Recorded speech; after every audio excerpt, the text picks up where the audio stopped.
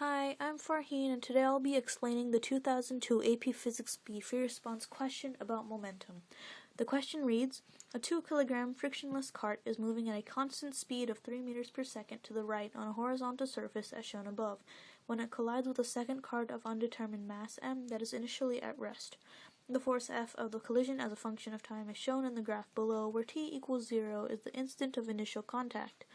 As a result of the collision, the second cart acquires a speed of 1.6 meters per second to the right. Assume that friction is negligible before, during, and after the collision. Part A reads, calculate the magnitude and direction of the velocity of the 2 kilogram cart after the collision. We see that this is a force versus time graph, meaning it shows impulse, which is change in momentum. In order to find the magnitude of velocity, we simply find the area under the graph. And in order to find the area in the graph, we cut our triangle into two different parts so we can have two right triangles, and we simply solve for the area and multiply by 2. And we see here that our area under the graph is 5 joules, and we notice that it is actually negative. Our force versus time graph is given for the 2 kilogram cart. The 2 kilogram cart is moving in the positive direction towards the unknown mass cart. The force is going to be moving opposite of it. Therefore, the force is moving in the negative direction. Now, in order to find the velocity of this cart, we simply find the change in momentum, which is also known as impulse. We do the final momentum minus the initial momentum, and we plug in the numbers that we have already been given and that we have solved for.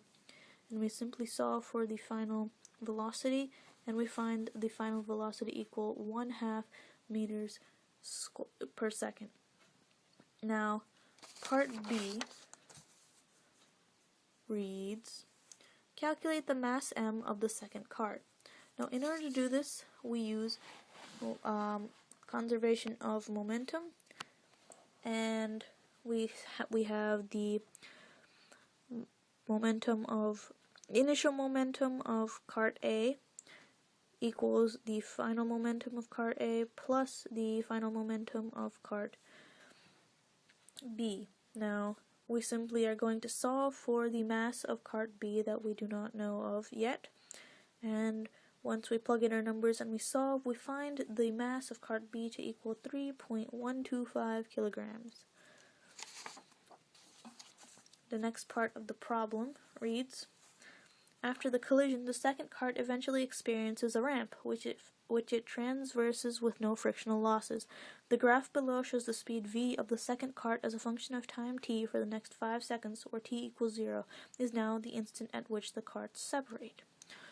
Now, part C reads, calculate the acceleration of the cart at t equals 3 seconds. Now, because this is a speed versus time graph, acceleration is a change in velocity.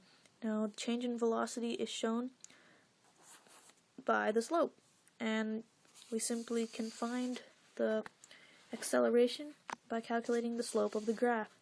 We chose 2 points, which happen to be 3.5 and 0.5 and 2 and 1.6.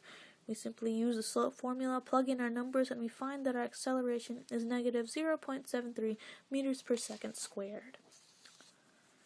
Part D reads, calculate the distance traveled by the second cart during the 5-second interval after the collision, time t between 0 and 5 seconds.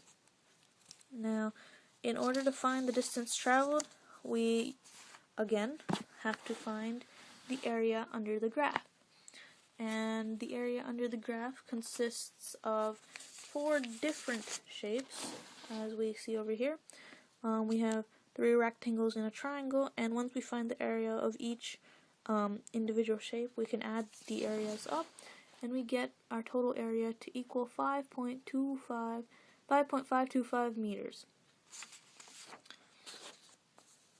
And our final part asks to state whether the ramp goes up or down and calculate the maximum elevation above or below the initial height reached by the second cart on the ramp during the 5-second interval after the collision. Time t equals 0 between 0 and 5 seconds.